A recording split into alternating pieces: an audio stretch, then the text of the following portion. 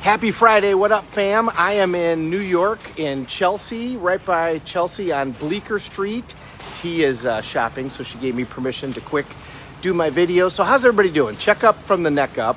It's Friday. We've covered the 6 human needs. We've covered structuring your day. We've covered, how it is to stay in quadrants 2 and 3 and stay away from quadrants 1 and 4.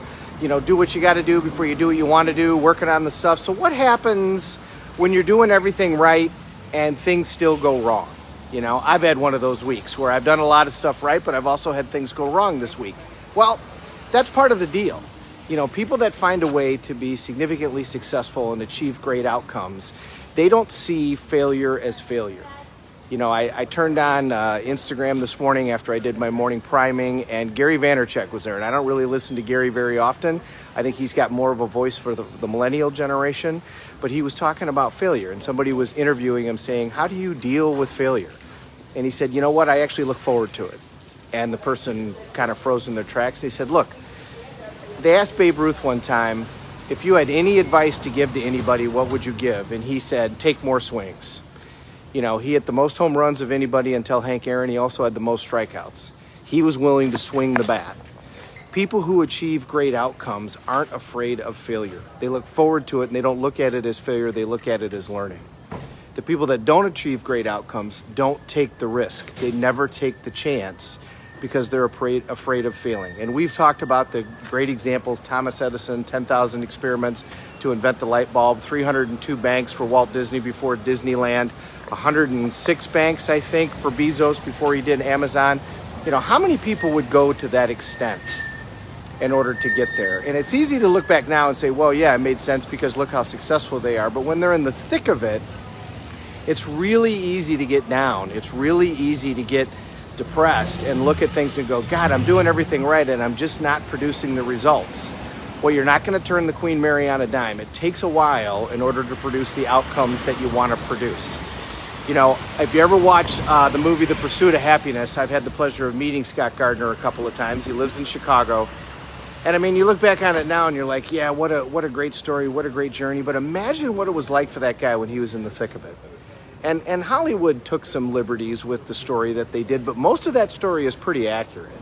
Imagine being with your son and, lost it for a minute, because you've got nowhere else to stay.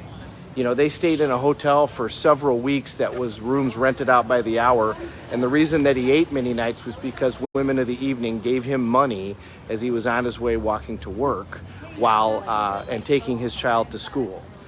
He went back, by the way, after he became a multimillionaire and helped out those people that helped him out when he was down.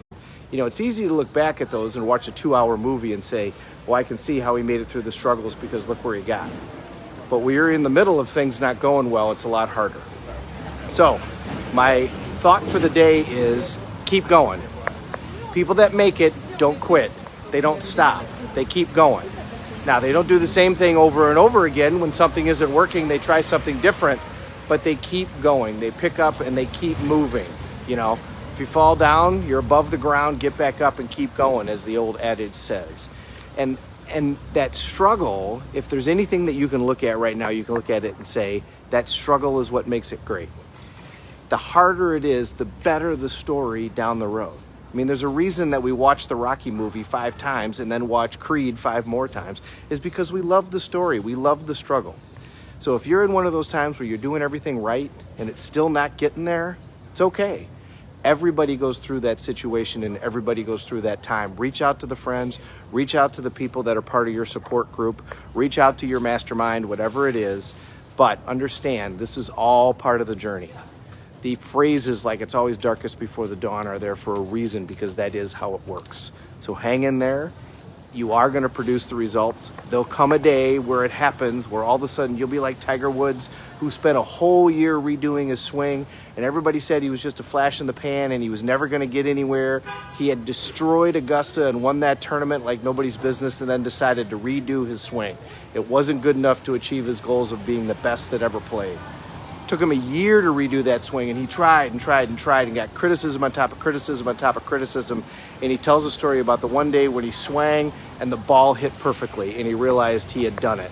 And then from there, he went on to become certainly in the top 2, maybe the best of all time. but it took a struggle to get there. The struggle is real, and that's all part of what it's about. Enjoy that journey, and I'm going to do the same. Have a great day, everybody. Thank you very much for watching.